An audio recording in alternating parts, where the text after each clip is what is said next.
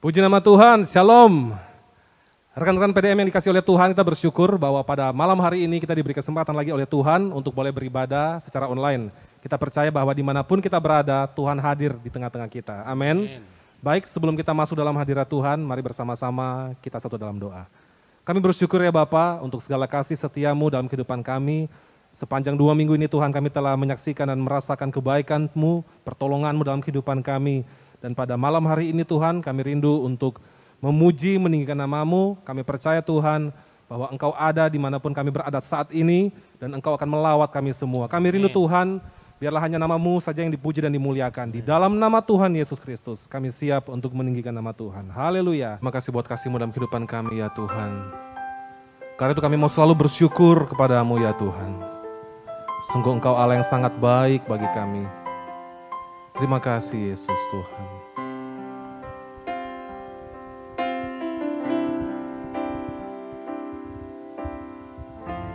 Dengan apa ku membalas kasih-Mu yang ku terima dari-Mu? Dengan apa ku membalas cinta-Mu?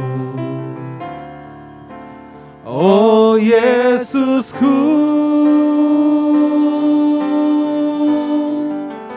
ku mau selalu bersyukur, selalu bersyukur. Kau Tuhan yang setia, yang selalu menopang. Ku mau selalu bersyukur, selalu bersyukur. Kau Bapakku yang setia. Katakan dengan apa akan ku balas? Dengan apa akan ku balas kasih-Mu yang ku terima dari-Mu? Dengan apa ku membalas cinta-Mu? Oh Yesusku, ku mau selalu bersyukur, selalu bersyukur. Kau Tuhan yang setia, yang selalu menopang. Ku mau selalu bersyukur, selalu bersyukur. Kau Bapakku yang setia. Katakan ku mau selalu bersyukur, selalu bersyukur. Kau Tuhan yang setia, yang selalu menopang hidup kami. Ku mau selalu bersyukur, selalu bersyukur. Kau Bapakku yang setia. Mari bersama-sama kita angkat tangan kita dan katakan, ku mau selalu bersyukur, selalu bersyukur. Kau Tuhan yang setia, yang selalu menopang. Ku mau selalu bersyukur, selalu bersyukur. Kau Bapakku yang setia, Kau Bapakku yang setia. Katakan kau Bapakku, kau Bapakku yang setia. Mari berikan sorak-sorai bagi Allah kita. Haleluya, haleluya. Terima kasih Tuhan, terima kasih. Mari bersama-sama kita naikkan pujian ini. Kita bersuka cita di hadapan Tuhan. Engkau sungguh baik, teramat baik dalam hidup kami ya Tuhan. Haleluya. Terima kasih buat kasih-Mu dalam hidup kami ya Tuhan. Sungguh kami telah melihat dan merasakannya. Mari bersama-sama katakan. Dengan hati bersyukur masuk di hadirat-Mu, membawa pujian bagi-Mu Yesus. Ku memandang wajah-Mu, bersuka di depan-Mu, sambil menceritakan kasih-Mu. Ku mengangkat tanganku, bersorak-sorai bagi kebaikan-Mu. Sama-sama. Engkau baik, sangat baik, kasih setia-Mu tak pernah berubah. Engkau baik, sangat baik, kasih setia-Mu tak pernah berubah.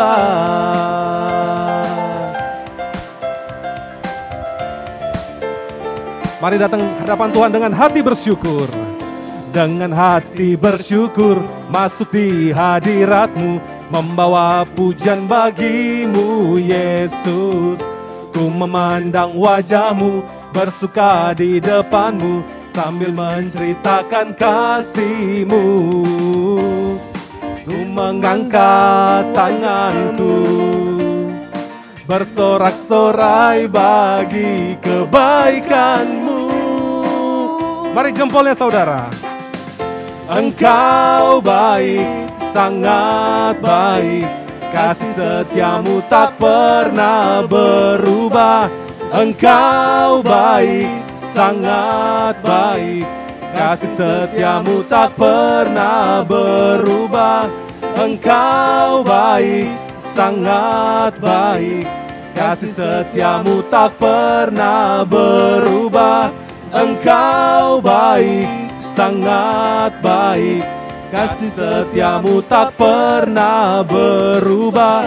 Engkau baik, sangat baik, kasih setia-Mu tak pernah berubah.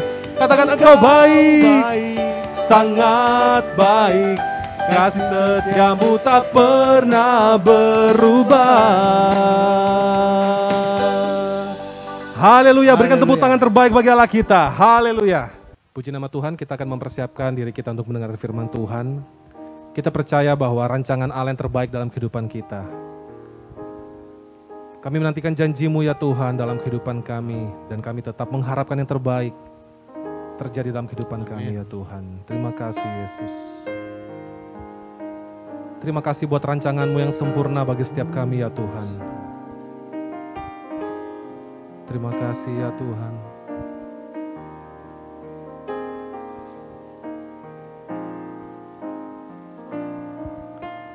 Ku nantikan janji Allah digenapi dalamku. Ku harapkan yang terbaik terjadi di dalamku.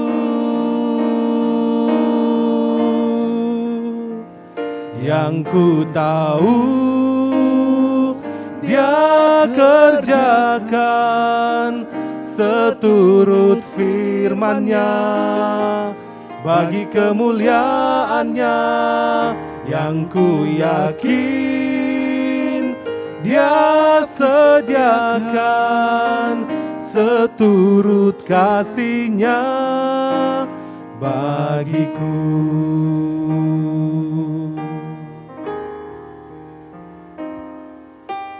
Ku nantikan janji Allah, janji Allah digenapi dalamku. Katakan ku harapkan, harapkan yang terbaik terjadi di dalamku. Yang ku tahu Dia kerjakan seturut firman-Nya bagi kemuliaan-Nya. Yang ku yakin Dia sediakan seturut kasih-Nya bagiku. Yang ku tahu Dia kerjakan, katakan seturut firman-Nya, bagi kemuliaan-Nya. Yang ku yakin Dia sediakan seturut kasih-Nya bagiku. Mari bersama-sama kita angkat tangan kita dan sama-sama serukan. Yang ku tahu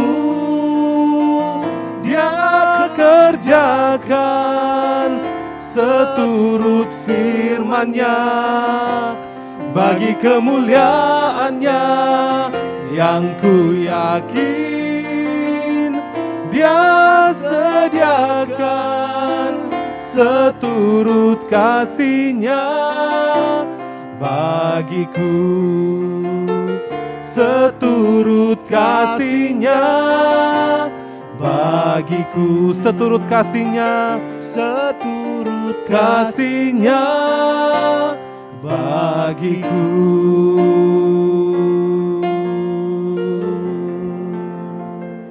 Bapa dalam kerajaan sorga, kami mengucap syukur, banyak terima kasih buat kasih dan anugerah yang sudah Engkau nyatakan dalam kehidupan kami, di mana pada saat kesempatan malam ini kami boleh bersekutu bersama, memuji, membesarkan akan nama Tuhan. Terpujilah nama-Mu Bapa, dan saat ini kami akan mendengarkan akan firman-Mu Tuhan. Kiranya Tuhan memberkati kami sebagai hamba-hamba-Mu juga Tuhan, yang rindu akan firman-Mu. Sebab kami tahu lewat firman-Mu kami akan diberikan kekuatan secara rohani. Amin. Untuk menjalanikan kehidupan kami yang sudah Engkau sediakan bagi kami, yaitu rancangan Tuhan yang indah bagi kehidupan kami. Amin. Tuhan. Terima kasih Bapak juga memberkati hamba-Mu Tuhan yang sudah Engkau pakai untuk memberitakan firman-Mu, supaya firman yang hamba-Mu sampaikan itu benar-benar firman yang berasal daripada Tuhan. Amin. Tuhan, kami tahu ada oknum atau pihak lain yang mau mencoba menggagalkan akan benih firman yang akan disampaikan Tuhan. Untuk itu kami bersatu hati memanggil nama Tuhan, yaitu di dalam nama Tuhan Yesus Kristus. Kami ikat, patahkan, kami hancurkan dalam nama Tuhan Yesus Kristus. Haleluya. Amin. Shalom. Selamat malam, puji nama Tuhan. Rekan-rekan dewasa muda yang dikasihi Tuhan, kita bersyukur malam hari ini kita boleh bersama-sama kembali dalam ibadah persekutuan dewasa muda. Situasi dan kondisi apapun, kita tetap percaya bahwa Allah selalu beserta dengan kita, perlindungannya, penyertaannya terus nyata dalam kehidupan kita. Selaku koordinator persekutuan dewasa muda, saya juga menghimbau kepada seluruh rekan-rekan dewasa muda, mari kita tetap sama-sama menjaga protokol kesehatan. Kita taat dimanapun kita berada, jangan pernah lupa tetap laksanakan protokol kesehatan. Dan selaku orang tua yang bertanggung jawab, yang mengasihi anak-anak kita, mari kita jaga anak-anak kita. Jika tidak berkepentingan, tetap di rumah saja. Terlebih dalam masa libur kenaikan kelas seperti ini, ya walaupun mungkin kita ingin menyenangkan anak-anak kita, tetapi dengan sikon yang ada, mari kita bekerja sama dengan Tuhan. Kita tetap di rumah saja, kita juga memang harus memberikan waktu kepada anak-anak kita sehingga mereka tidak bosan, mereka tidak jenuh. Ya, saya yakin Tuhan memberikan hikmat kepada kita sekalian selaku orang tua untuk bisa membuat anak-anak kita enjoy tetap di rumah saja. Puji Tuhan, malam hari ini selaku koordinator dan seluruh pengurus daripada Persekutuan Dewasa Muda, kami mengucapkan selamat ulang tahun kepada Saudari Julita Baturante, Saudari Sabrina Lisal. Puji Tuhan, Tuhan tambahkan usia 1 tahun, dan saya percaya rancangan Allah terus disempurnakan, membawa saudari untuk terus memahami kehendak Allah dalam kehidupan saudari, dan hidup untuk memuliakan Tuhan. Mari rekan-rekan dewasa muda, kita berdoa untuk saudari-saudari kita yang berulang tahun. Segala puji syukur kami naikkan di hadapan-Mu Tuhan. Terima kasih atas kasih setia-Mu yang tidak pernah berkesudahan. Termasuk Tuhan apa yang telah Kau nyatakan dalam kehidupan kedua saudari kami yang terkasih, yaitu Saudari Julita Baturante dengan Saudari Sabrina Lisal. Engkau tambahkan usia 1 tahun. Kami percaya Tuhan, Allah Roh Kudus, Engkau akan terus membawa kedua saudari kami ini Tuhan, semakin memahami kehendak-Mu, dan kami percaya Engkau akan terus menyempurnakan rancangan-Mu dalam kehidupan mereka. Biarlah kiranya Tuhan damai sejahtera-Mu, sukacita-Mu, kesehatan, dan hikmat serta urapan-Mu Tuhan terus Engkau limpahkan dalam kehidupan mereka. Sehingga dengan demikian Tuhan, mereka menjadi pribadi-pribadi yang memuliakan Tuhan. Dimanapun mereka berada, pribadi Kristus yang nyata dalam kehidupan mereka. Apa yang menjadi kerinduannya secara pribadi, kami percaya Engkau adalah sumber jawaban dalam kehidupan mereka Tuhan. Terpujilah nama-Mu Tuhan, Roh Jahat dalam bentuk apapun dihalaukan dari kehidupan mereka, dan Kau akan terus membawa mereka Tuhan, saudara-saudari kami ini hidup berkemenangan bersama dengan Engkau. Terpujilah nama-Mu, dalam nama Tuhan Yesus Kristus, kami berdoa mengucap syukur. Amin. Puji Tuhan, malam hari ini kita akan bersama-sama mendengarkan pemberitaan firman Tuhan. Firman Tuhan malam hari ini akan dilayani oleh hambanya, yaitu Bapak Pendeta Felix Moritz Sepang. Beliau Gembala GPPS Mondoyong, juga selaku sekretaris daripada Majelis Daerah. Malam hari ini akan membagikan berkat kepada kita sekalian, dan saya percaya kita semua akan diberkati. Puji Tuhan. Kepada hambanya Bapak Pendeta Felix, kami persilakan. Ya, shalom. Saya bersyukur pada hari ini saya dipercayakan menyampaikan firman Tuhan di hadapan saudara-saudara Persekutuan Dewasa Muda GPPS Jemaat Palu. Pada hari ini saya diberikan satu tema, yaitu It's okay to not be okay. Oke, walaupun tidak oke. Ya, memang hal ini sepertinya tidak bisa. Tetapi kita akan mendalami firman Tuhan ini karena penting sekali untuk kita memahami kehendak Tuhan dalam kehidupan kita. Oke walaupun tidak oke. Berarti ada di sini langsung kita memahami ini bentuk pernyataan kita bisa menerima segala sesuatu yang kelihatannya buruk. Dan kita bisa menikmatinya dalam hidup ini.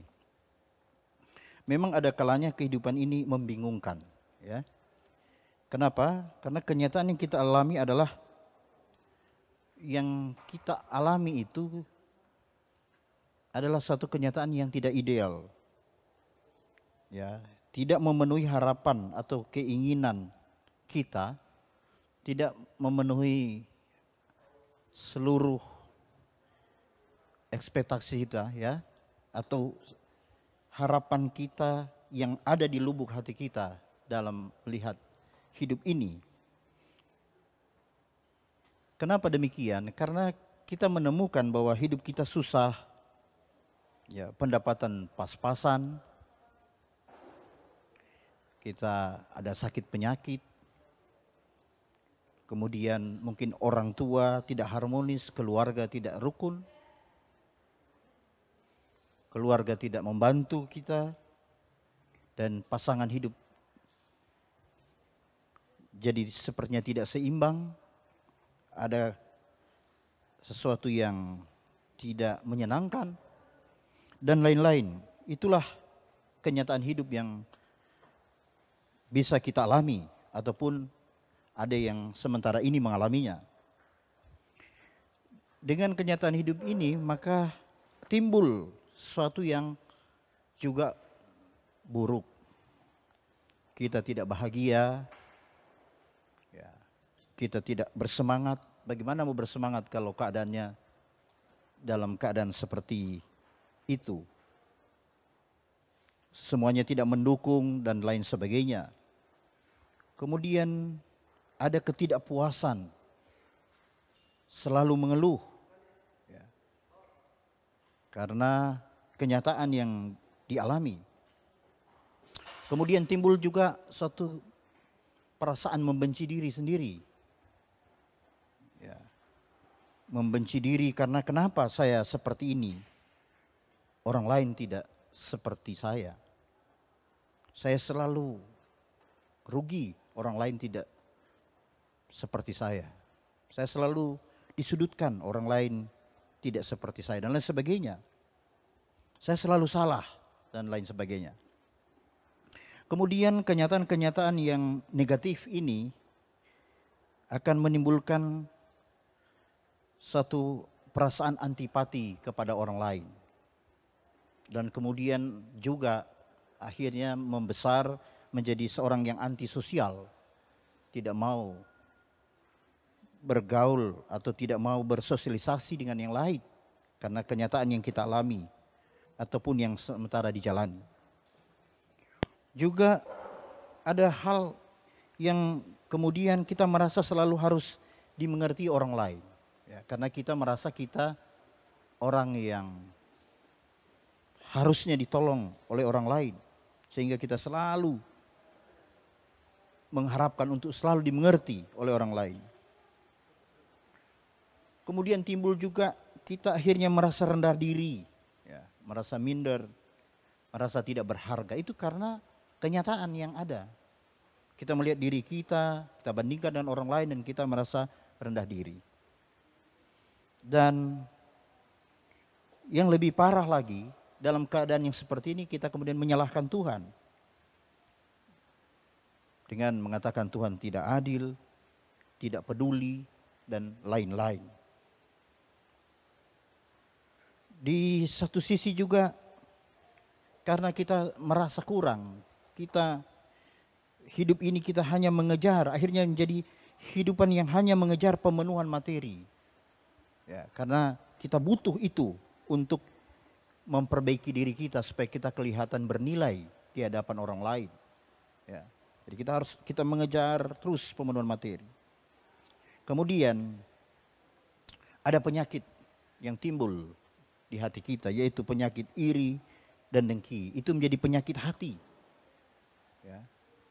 Itu yang mewarnai kehidupan kita akibat kita merasa diperlakukan atau berada dalam kenyataan kita itu sebagai korban ketidakadilan dan lain sebagainya. Nah, hidup seperti ini pasti tidak bahagia, penuh kepalsuan dan ketidakpastian. Saudara-saudara, keadaan seperti ini akan merusak diri sendiri.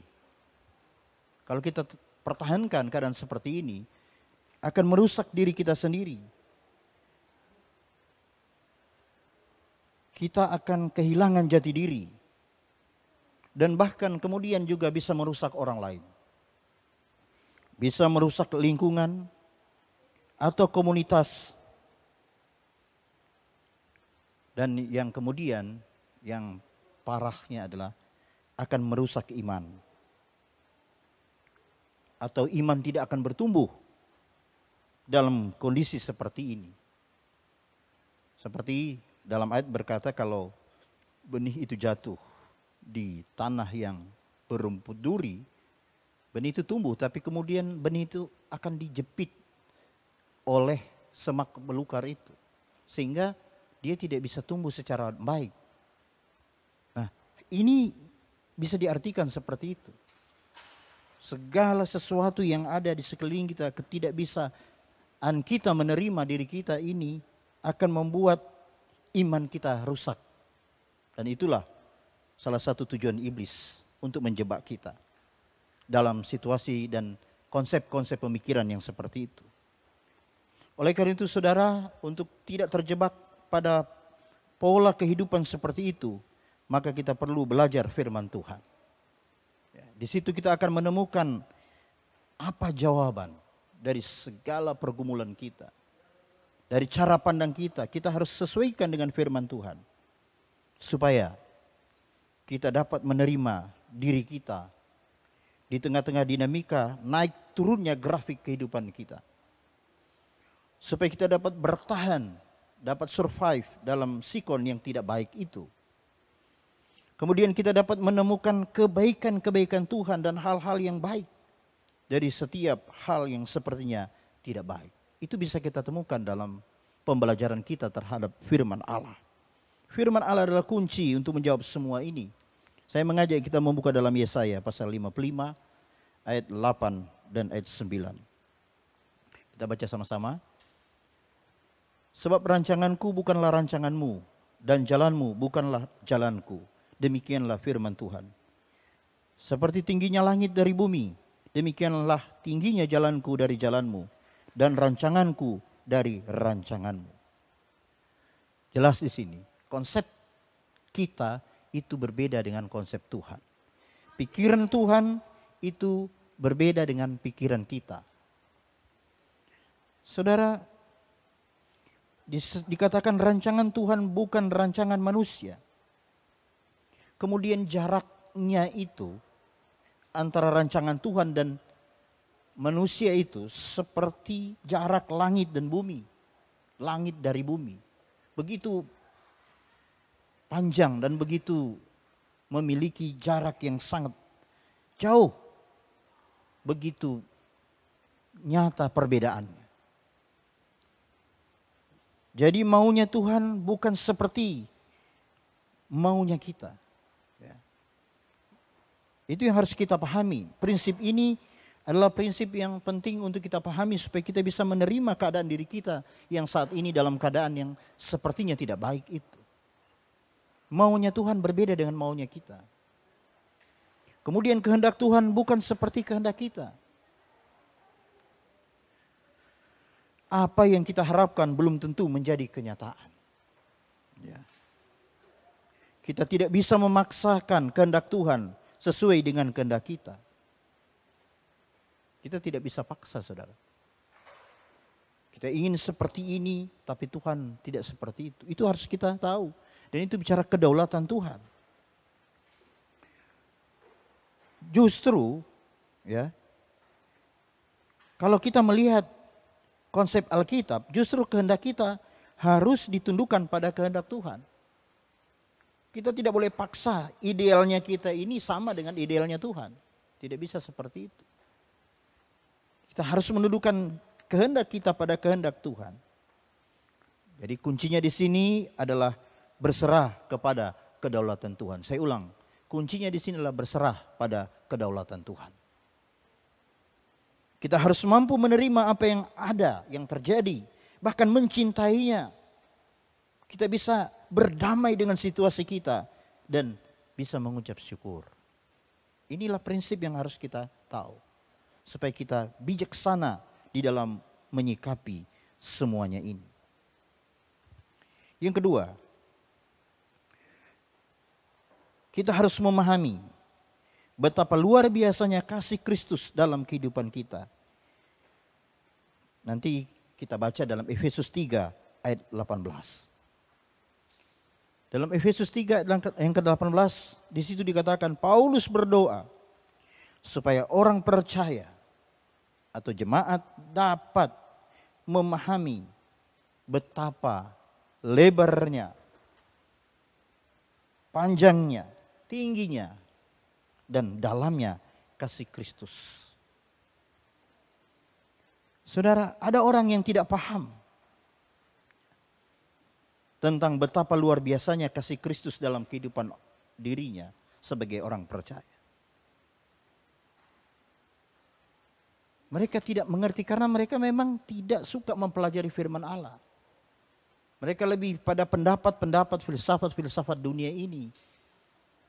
Para tokoh-tokoh yang atau idola-idola mereka, prinsip-prinsip idola mereka, apa yang mereka ucapkan, itu mereka ikuti. Tapi mereka tidak memahami kedalaman kebenaran firman Tuhan. Yang mengatakan betapa luar biasanya kasih Kristus itu. Tidak bisa diukur. Kasih Kristus luar biasa. Betapa tinggi. Tingginya seberapa ya? Sangat tinggi. Betapa dalamnya sangat dalam. Lebarnya sangat lebar. Panjangnya sangat lebar. Itulah kasih. Jadi kita tidak perlu ragu terhadap hidup ini. Di dalam keburukan pun di situ ada kasih Allah. Ya. Kasihnya begitu luar biasa dan teruji. Karena kalau kita masih ada sampai saat ini, itu karena kasih Tuhan. Saudara percaya bahwa sampai hari ini kita ada, itu semua karena kasih Tuhan? Kalau bukan kasih Tuhan, kita tidak akan ada lagi. Tapi dalam keburukan, situasi buruk yang terjadi dalam diri kita, di situ ada kasih Allah. Memang mungkin kita belum mengerti apa bentuk kasih Allah yang bisa kita lihat. Tetapi secara prinsip firman Allah, itu adalah benar. Bahwa kasih Allah begitu luar biasa. Oleh karena itu yang dibutuhkan di sini adalah kita harus memahami. Seperti kata Paulus, dia berdoa agar orang percaya dapat memahami. Marilah saudara berdoa. Di sini kita diajak berdoa untuk memahami. Kita diajak belajar firman Allah untuk memahami. Saudara mau belajar memahami? Kalau saudara belajar memahami, pasti saudara akan menemukan kasih Allah itu dalam diri kita. Saudara,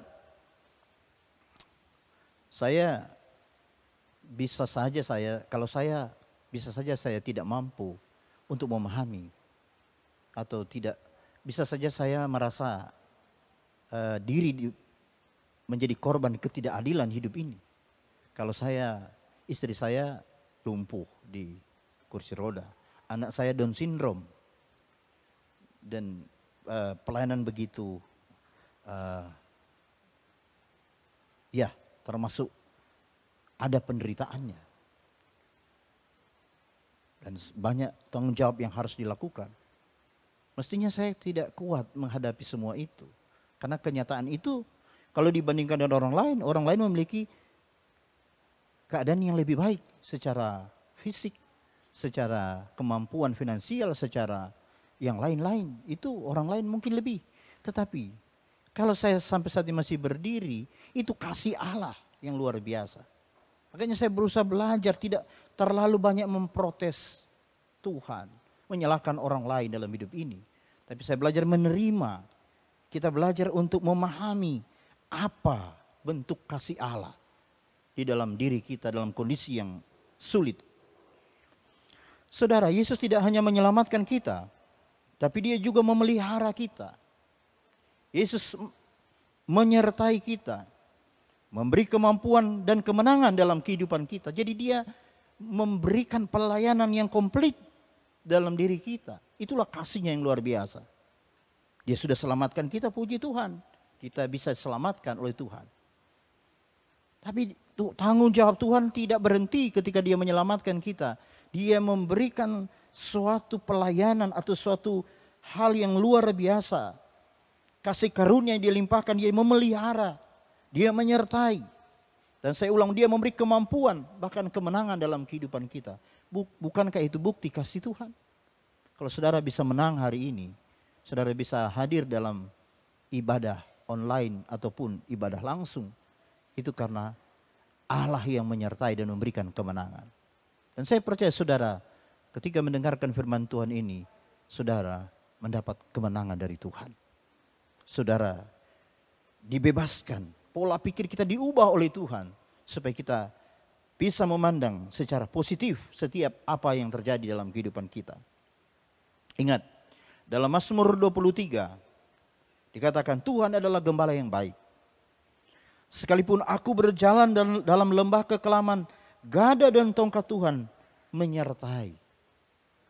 Jadi kadang-kala kita dibawa masuk pada lembah kekelaman atau terjemahan lama bayang-bayang maut.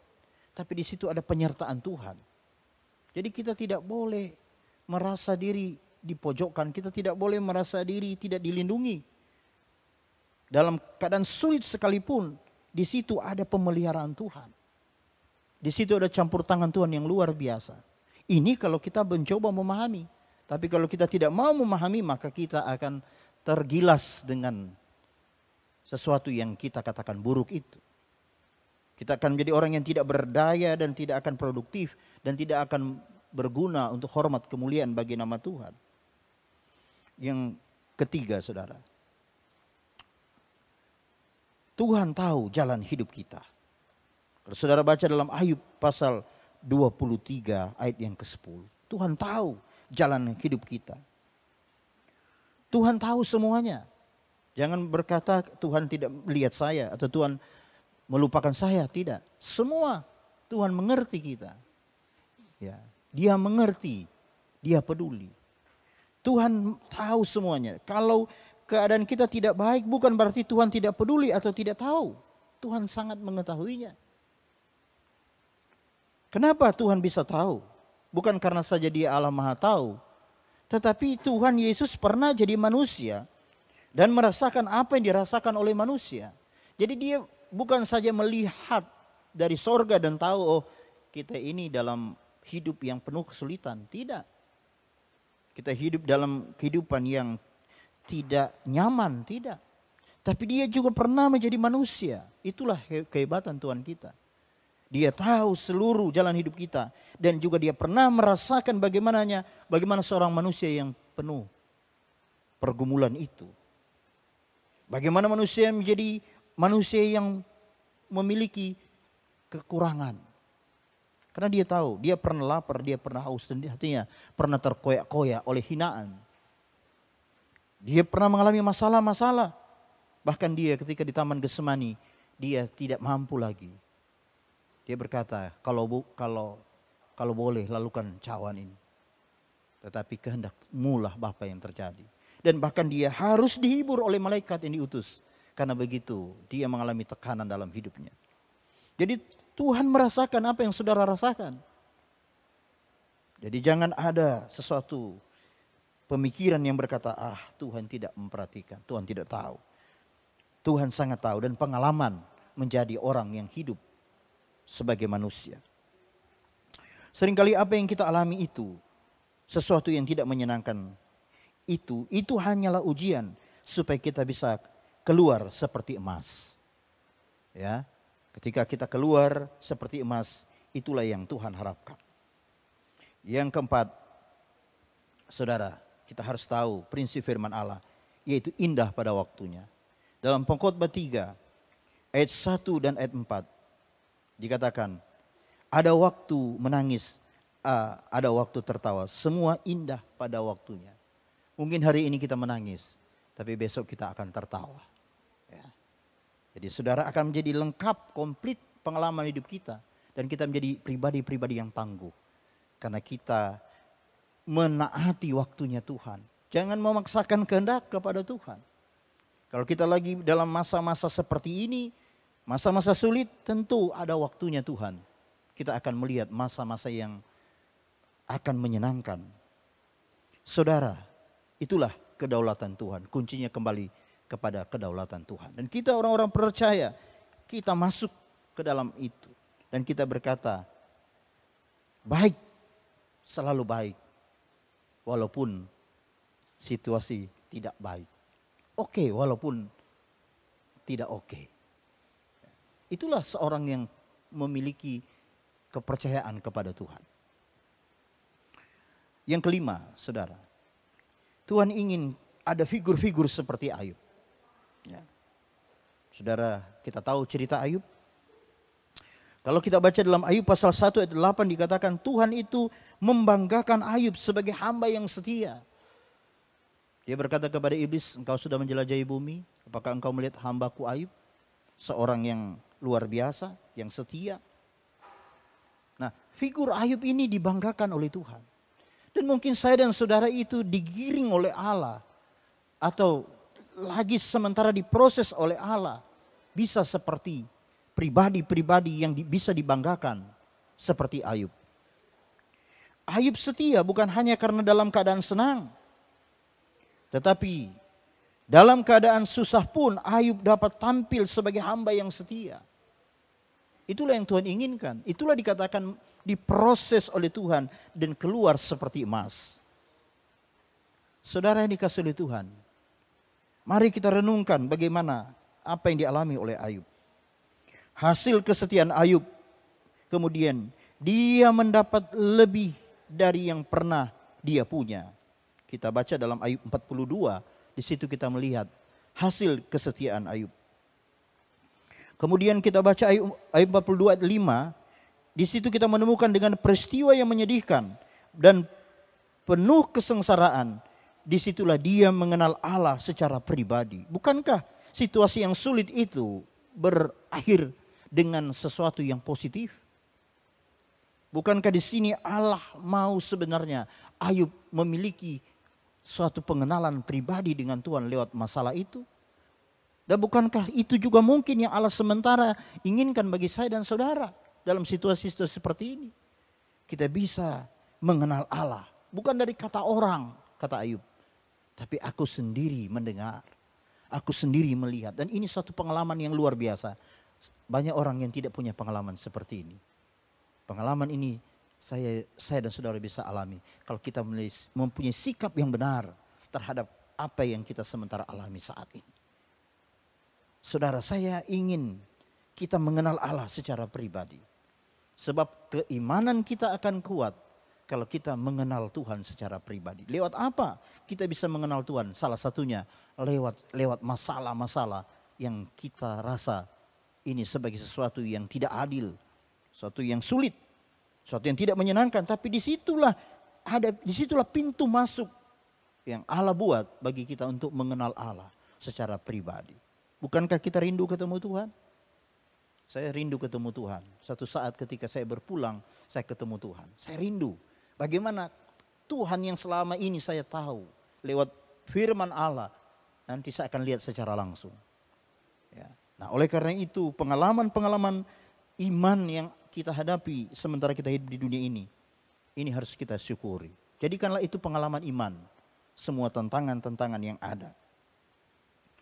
Saudara yang dikasihi oleh Tuhan, yang keenam, prinsip firman Tuhan yang keenam, yaitu tidak semua janji Allah akan diterima. Coba saudara baca dalam Ibrani 11 ayat 39. Ya, saya ulang Ibrani 11 ayat 39, saya ringkas saja, tidak semua janji Allah akan diterima. Dikatakan walaupun iman mereka baik, tapi tidak mendapat janji di bumi, tetapi dikatakan nanti di sana. Jadi kadang-kala kita mendengar janji Allah luar biasa. Ini diberkati, ini mulus, ini sepertinya itu janji-janji Allah yang didengung-dengungkan. Dan sepertinya kita memikirkan itulah yang harus saya dapatkan. Tetapi firman Allah juga berkata tidak semua janji Allah akan diterima. Nah, ini satu konsep iman yang benar. Yaitu iman yang penuh dengan ketaatan. Jadi kalau kita menerima semua janji Allah, ya banyak kesaksian kita berkata sakit disembuhkan, tidak ada uang, ada uang. Tapi ada janji-janji Tuhan yang tidak diterima di sini. Nanti di mana diterima? Nanti di sana. Ya. Di sana di mana ya? Tentu nanti di sorga. Dan kita rindu juga, jangan nanti seperti orang kaya dan Lazarus. Orang kaya menerima semua yang baik di dunia, tapi setelah wafat dia tidak terima yang baik. Tapi Lazarus justru mengalami penderitaan, kesulitan hidup. Tapi ketika dia meninggal, dia ada di pangkuan Abraham. Dan Abraham memberi dia pelayanan sangat luar biasa, yang menyenangkan, yang menghibur dia. Ya, kata pangkuan Abraham berarti seperti dimanjakan. Jadi saudara dan saya harus bisa menerima kenyataan ini. Karena inilah kedaulatan Allah yang terjadi. Kadang-kadang kita tidak bisa mengerti kenapa seperti ini. Tapi itulah kehendak Tuhan dalam diri kita. Kita harus memahaminya. Saudara, sebagai penutup, kita akan buka Alkitab kita dalam Ayub 1 ayat 21. Ayub pasal 1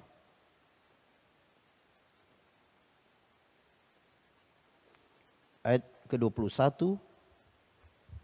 Saya baca, katanya, dengan telanjang aku keluar dari kandungan ibuku, dengan telanjang juga aku akan kembali ke dalamnya. Tuhan yang memberi, Tuhan yang mengambil, terpujilah nama Tuhan. Wah, ini saudara. Dia selalu berkata terpujilah nama Tuhan. Mau ada, mau diambil, bukan itu persoalannya. Itu kedaulatan Tuhan. Yang paling penting dia bersikap positif dan dia memiliki ucapan syukur. Terpujilah nama Tuhan. Kalau kita mengucap syukur, makanya Tuhan berkata, ucapkanlah syukur dalam segala hal. Karena itu kehendaknya Tuhan. Pengucapan syukur akan mengubah semua konsep-konsep negatif dalam pikiran kita. Dan ketika kita berkata yang positif, maka juga akan mengubah apa yang tadinya kita rasa negatif. Bahkan sesuatu yang positif bisa terjadi dalam kehidupan kita. Itu kekuatan dari firman Allah. Ayub berkata, Tuhan yang memberi, Tuhan yang mengambil, terpujilah nama Tuhan. Jadi Ayub tidak memaksakan kehendaknya. Dia menerima semua kedaulatan Tuhan. Yang terakhir, perkataan Paulus dalam 1 Timotius 6 ayat 6 sampai 8.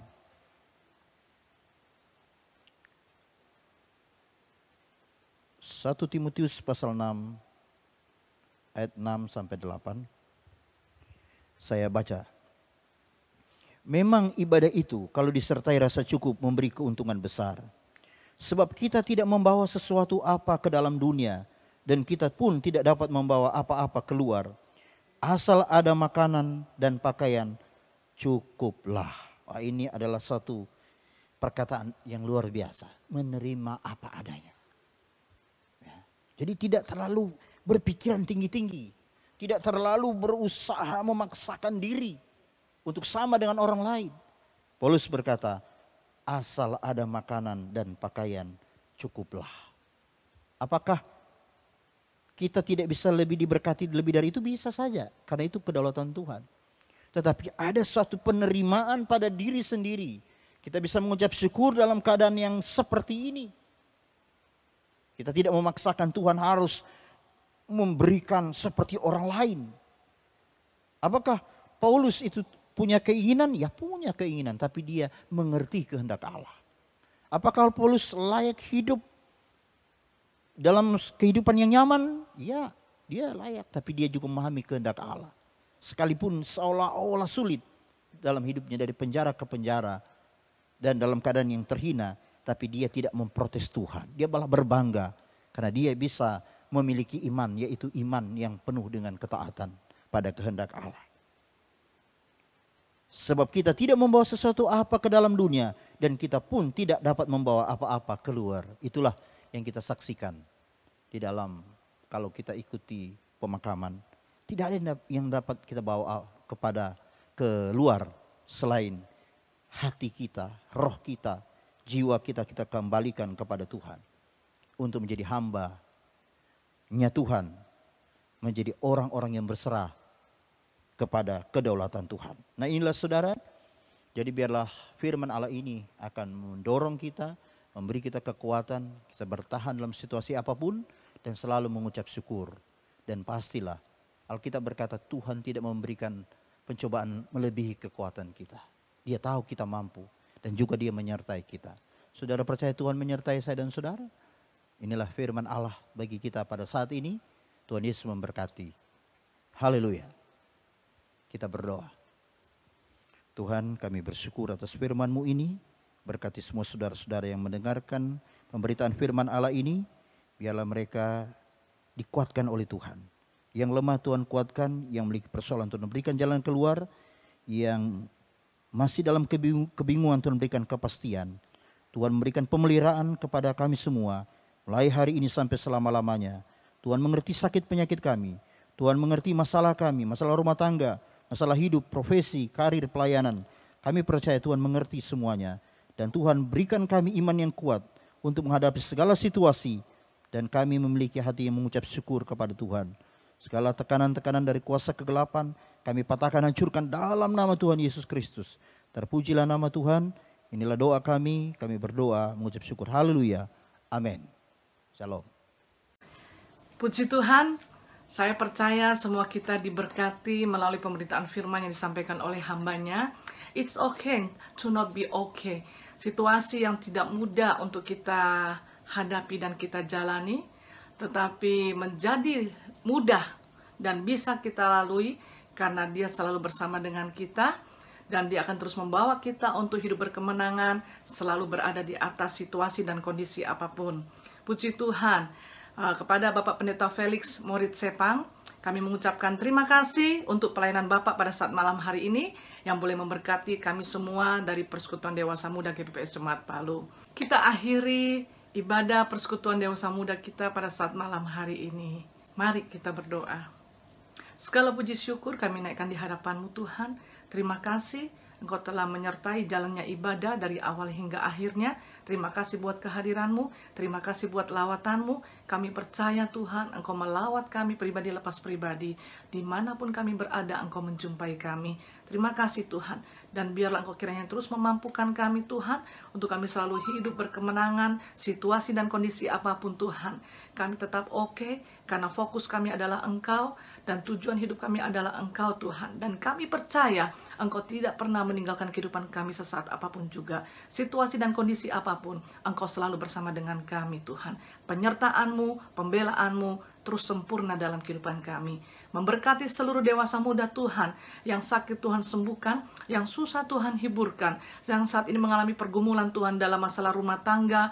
Kami percaya Tuhan, Engkau akan terus melimpahkan kasih agape-Mu, sehingga setiap rumah tangga, keluarga kami masing-masing adalah keluarga yang saling mengasihi. Karena kasih agape-Mu terus Engkau ikatkan di antara kami satu sama lain Tuhan. Dan kasih-Mu terus menyempurnakan kami, sehingga Engkau memakai kami Tuhan, menjadi keluarga-keluarga yang memuliakan Tuhan. Terpujilah nama-Mu Tuhan. Engkau juga mencurahkan, melimpahkan berkat-berkat-Mu Tuhan. Berkat kesehatan Engkau limpahkan, berkat finansial terus Engkau limpahkan dalam nama Yesus. Engkau membukakan tingkap-tingkap langit-Mu, mencurahkan berkat-Mu kepada setiap kami Tuhan. Dan Engkau akan menjadikan kami manajer-manajer-Mu. Berkati kami Tuhan, sehingga kami mampu mengelola setiap berkat-Mu. Semuanya kami pakai untuk hormat kemuliaan nama-Mu. Terpujilah nama-Mu Tuhan. Memberkati anak-anak kami Tuhan. Engkau proteksi mereka Tuhan. Tutup bungkus mereka dengan kuasa darah-Mu Yesus. Segala sakit, penyakit, virus apapun juga Tuhan, dihalaukan dalam nama Yesus. Limpahkan damai sejahtera-Mu, sukacita-Mu kepada kami semua, termasuk anak-anak kami Tuhan. Dengan limpah damai sejahtera, sukacita, kami akan memiliki imun yang kuat. Kami akan sehat. Dengan hidup yang sehat, tubuh yang sehat, kami kembalikan hidup kami senantiasa untuk memuliakan Engkau. Terpujilah nama-Mu Tuhan. Di dalam nama Tuhan Yesus Kristus, memberkati hamba-Mu Bapak Pendeta Felix Tuhan.